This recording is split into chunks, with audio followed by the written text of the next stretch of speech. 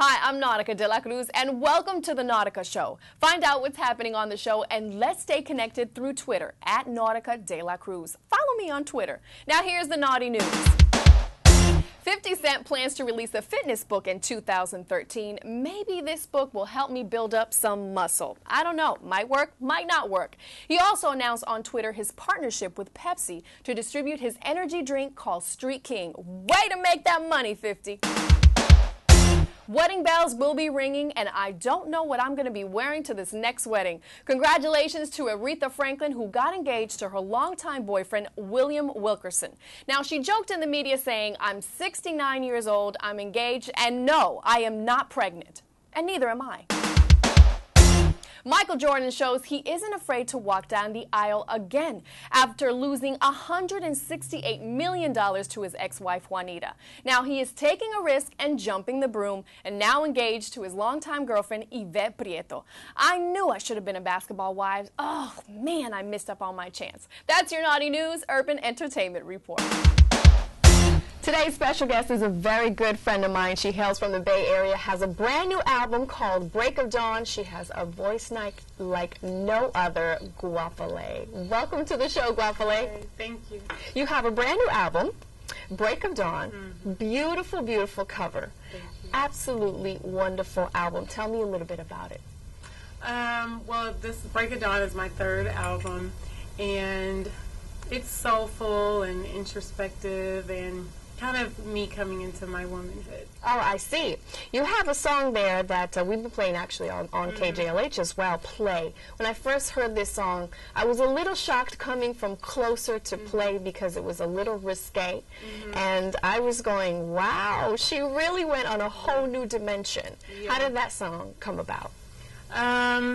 Play came about really naturally. I mean, it really was kind of a freestyle in the studio towards the end of the album. Okay. And I was just saying what I was motivating to say, you know, without really thinking about it and without holding back. And I was a little self-conscious after I did the song just because it felt so intimate and it's, right. you know, kind of sexy, but I thought, you know, I'm grown enough to be able to do that now. It is. That's why I said it was a shocker to me. Yeah. But you are a mother now. You have a beautiful daughter. And how has she changed your life? I feel more empowered now that I'm a mom. Just because I finally feel like a grown-up because someone's looking up to me and depending on me and hoping that I have some answers, you know. And so some of it, you know, I'm figuring out along the way, but I think that it has been empowering for me and also humbling, you know. I see how much work it is, you know, to raise a human being and to hope that they'll be, you know, empowered and open-minded and bright-eyed, you know, for as long as they can in this world. Speaking about parents, your background, your parents and your background is South African and Jewish descent. You grew up in a very political, active household. How has that helped you with your music today or with your family unit? Yeah. How I grew up, you know, music and social activism, and art and community was all mixed together. You know, a lot of South Africans that were living in exile when South Africa was under the apartheid system, you know, maybe they left for a better education or they left as entertainers. That was like one of the ways you could get out of the country. So there was a family unit that formed even if you weren't blood. It was just like if you're South African, you know, I would say our house was like one of those places you could go and it would be a lot of parties, but there's political discussions going on and there's people breaking into song, and so that all seemed natural to me. Okay. And I can't say I ever wanted to be a politician or involved in politics, but I always wanted to have a positive impact on the world, and so for me music is that outlet where I get to share some things that will hopefully have a positive impact and make people think and make people come together. Now, Goapele, you went to the Berklee College of Music in Boston. How did going to this school help you with your music? It pushed me. It got me out of my comfort zone, you know, of being in the Bay Area and, you know, people from all over the country, even all over the world. It was a pretty international school. Go to Boston, and there's a lot of theory around jazz. It got me comfortable singing with a band. I got to record my first songs there, even though they were just assignments, you know. I was like linking up with different musicians trying to figure out how I could write my own songs because I always wanted to be a songwriter. And yeah, I think it just made me grow. Okay, now you went, the school is in Boston. I'm surprised you didn't come back with a Boston accent. Yeah. No, I'm Bay Area accent forever, no matter where I live. All the way. You know, I got other people saying hella this and hella that. You know? So you pretty much grew up in Oakland, California. Yeah, Oakland and Berkeley. But LA gives you a lot of love. Every time you've come to perform in Los Angeles, and I've opened a few shows for you before, you get a lot of Bay Area love. Yeah. Either you've made people migrate to Los Angeles, or you have a huge fan base here in LA, but they really, really appeal to you. Well, I've always appreciated that, and I feel like a all-around California girl. You know, I even lived here a little bit when I was a kid, and am now, you know, more back and forth. And there's Bay Area people from all over, but also I think what I do kind of has a West Coast type of sound that people across the, you know. Well, I think also West Coast people are very in tune with good underground or neo-soul music that just touches your soul. Yeah. They do very well here in Los Angeles, and you have had a very positive outcome. I know you've toured the world. And what's that feeling that you get when you come to LA and you see that huge crowd? How does that touch your heart? It's always exciting to me to see a full room, you know, when I'm getting up on stage, just because the energy exchange is more intense, you know. Right. And the recording process can be, you know, more private, so it's always good to have that kind of interaction with people and when they're singing along. And also, LA's one of the first places where I've got to see other entertainers that I admire so much actually show up to shows, you know, and then that's super exciting. It's a good look. Yeah. A lot of people love your music, and not only your style, but physically, your style of music and what you portray. And with this new album that you have, you kind of touch bases on everything, especially with Tears on My Pillow, which is probably something that every woman could probably say that they have experienced. When you wrote this song, what were you thinking? When I wrote Tears on My Pillow, I just, you know, was coming from a really bluesy place, so I wanted to tap into the part of myself that has felt heartbroken or let down, you know, at certain points of feeling like you're crying in vain, you know, or the person that you're hoping can rise to the occasion and show up how you want them to in your life just maybe can't. And then there's just kind of coming to that understanding and just seeing someone where they are and just being like, well, maybe that's just the best that they can do.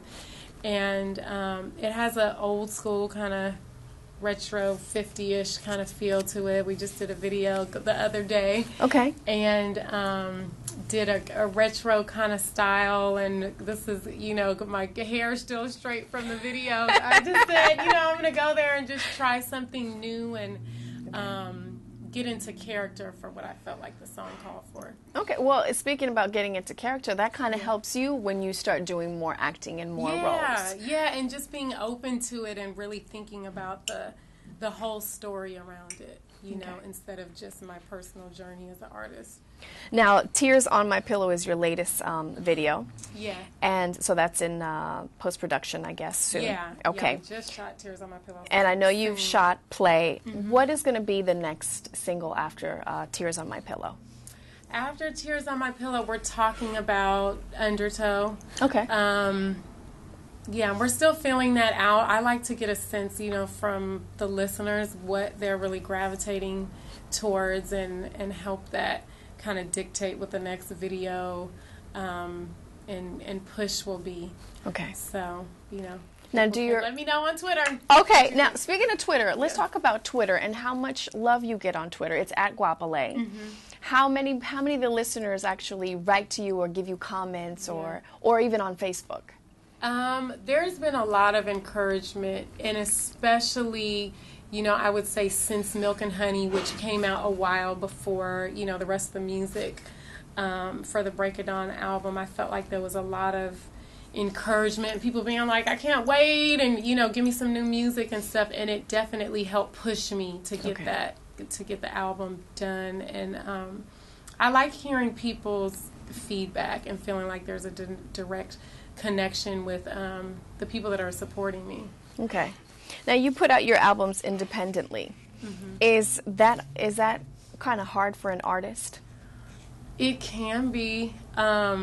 For me, the most important thing is creative, artistic freedom. Okay. So, our family label, Skyblaze Recordings, originally formed out of that, just so I felt like I could have a voice and put out the music that I wanted to without being trapped into some category or box. And then even when Sony, officially put out the second album, Change It All, Skyblaze was still involved, and then now I'm independent again, and Skyblaze is working with Decon. But I think when you're doing stuff independent, it can be a little more work, a little less finance and stuff like that, so you have to be more creative. But what's important to me is just that my voice as an artist gets to be heard, and I'm not pressured to do something that's just not me.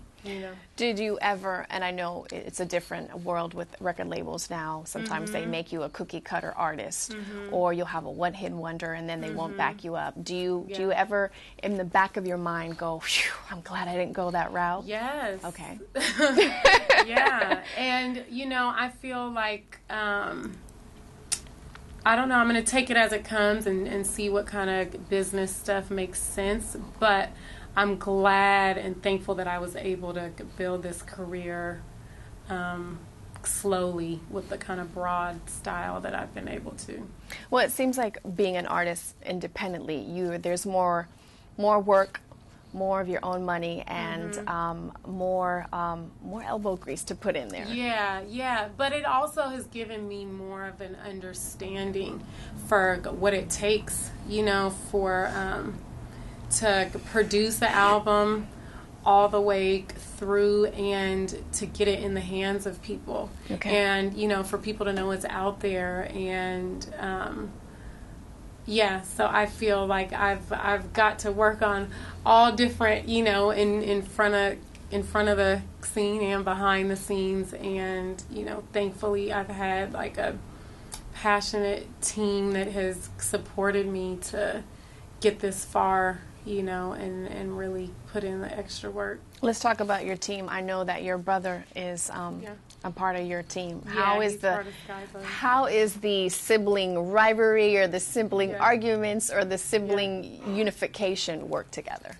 When we were kids, we always argued, and then as we got older, we started being able to hang out together and then do business together, and it's been great to have my family involved just because they care that much more, and we're all accountable to each other in a different way. And, even the people that aren't blood with me that are on my team, I feel like give so much of themselves. Well, they believe in you. They believe in a great product, and you're an amazing human being. You have such a great soul, great heart, beautiful smile. You're just a great person overall. Who could say no? Who could say no to Goapele? What can we expect in this year of 2012 for you? Well, I'm going to be getting back in the studio pretty soon. Okay. And, also still touring, and I'm going to be doing a show in San Diego next month, Vegas coming up, and Essence Festival, and filling in some other dates. That's a big festival. Keeping it moving with the music, and we'll see with different acting opportunities that come up. And when you're on tour and you go overseas, Japan, Tokyo, Europe. I haven't been to Japan. You haven't? Mm-hmm. Have you been overseas? Yeah. How do they embrace you? I don't know. It's like, I'm like, all around the world, say something. No, when you go to different places, honestly, it's more similar than not. Okay. And I feel like music is something that connects us so much, even if we don't speak the same language. I went to South Africa a couple of times, and people were singing along with Closer, no matter what language they speak. And, been to some different areas in Europe, and I feel like, I don't know, music is one of those things that just links us together. So I definitely want to get to Japan, and I want to get to, Latin America and just different areas around the world. But it amazes me how much people are similar and how open people are. As they say, what is the cliche verse? Music is universal, but it is true. You may not understand the language, but you feel it. Exactly. Yeah. Now, you said you'd Latin America. Would you ever consider doing an album in Spanish? Would that be something you'd want to do? Well, I'd have to get better at Spanish first. So su español no es muy bien? Un poquito. I don't barely know any though, but I've always wanted to go to Cuba. Okay. Actually, and there's so many musicians that I've wanted to work with, and I feel like there's such a connection even to African music and percussion and stuff that links it. And I mean, I'm about the song and the music. Okay. So, if someone helps me, I'll sing in whatever language if I can feel it. Okay. Well, we're going to probably have to send a letter to Fidel Castro. See if he'll let you go. Do you think that maybe part of you, since you mentioned Cuba, maybe a part of you in your spirit, you're part Latin at the same time? I don't know. I relate to so many different people, and I think it's because my family, was raised in different parts of the world. I kind of and I was raised in America. There's just a feeling for me that I can relate to people, I think, internationally, but who knows? That's not bad, but you never know. And if you ever need help on that Latin album, I'm going to come to you. Definitely. Goapele, what do you think about music now and where it's going to head into the future? Yeah, I feel like we're at a place where the platforms are way more open. Okay. You can be an underground artist, you can be a pop artist, and you can still be seen just because, YouTube and people putting out their own music and not having to depend on the industry to get permission to get heard. And so in some ways, pop culture is a lot more present, but there's also so many other things that we're exposed to. So who knows? It's like a little more electronic, and it's live music is so popular now too. It's like free for all, I feel like. Do you always, when you perform, is it always a live band? No, I usually perform with a live band, but I perform with DJs sometimes. So you don't mind not having an actual band behind you? Because some people, when they see you perform or they know their music, when you listen to a Goapele album like Break of Dawn, you hear every chime, every drum, every snare, every beat of the music. Do you miss that? Sometimes. I think that when I'm in a live venue, I definitely like to be there with my live band and, not be standing on stage by myself, and really give people a true live experience. And, I came up doing music at, you know, little underground hip-hop shows and stuff like that where nobody had a band, and it was just like, get up there and sing over an instrumental. Okay. And then, you know, I started singing over my own instrumentals and then getting a band. So it's all part of the process. It's just a different feel. What can you say to someone who is trying to put out their music out or be an underground artist? Well, I don't think anyone should strive for being an underground artist. Okay. And I think that it's a great starting place, okay. But I would just say don't ever put a ceiling on yourself. I think that sometimes, you know, as artists, when we're trying to keep it real or whatever, that, you know, some exposure can almost seem scary. So it's just good to, like, keep it wide open, but start wherever you can, you know. And I think as a new artist, even sometimes you have to just put in your time and even sing at a talent show, you know what I'm saying, or an open mic, or volunteer if you have to at the beginning while you're building a fan base, you know, and then get a good team that can support you to get to the point where you can really just be supporting yourself on music. But I think that it takes a lot of work. It does. Mm-hmm. And, you know, some people yearn to mostly be mainstream or you know, do big shows or be mm-hmm. on a big record label. But mm-hmm. I think that because we said earlier music is so universal, as long as you get out there somewhere, whether it is the YouTubes, mm-hmm. Where you could express yourself and put out your music, someone is going to see you. Mm-hmm.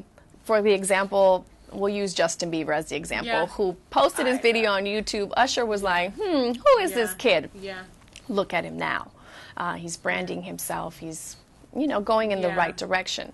But I think the fact that you could be heard, and some people strive for being very famous mm-hmm. or just to have their music heard. It's a good incentive of now with that being. Now with that, you could put yourself up digitally and mm-hmm. and be exposed. You can. I mean, there's so many different ways to get initially heard, and then it's just how can you keep building your craft so that, you know, when people come see you live, that they're feeling fulfilled and like they're part of something special. Okay. Well, I just want to say I really do appreciate you being here today, and I'm looking forward to seeing the brand new video when it's all cut, but we are going to play, and I have to say that this album is probably one of your best albums. It's absolutely amazing. And as I said earlier, the song Hush, it just touches me as a mother, and I know you're a mother as well. Yeah. The fact that you care so much about your child, and, you know, raising a child is hard. It's part of you know, doing your duties of a human being, but at the same time, I have to say I commend you on all your wonderful work, and I want to say thank you so very much for being here today. Oh, my pleasure, and everything is mutual. Thank you.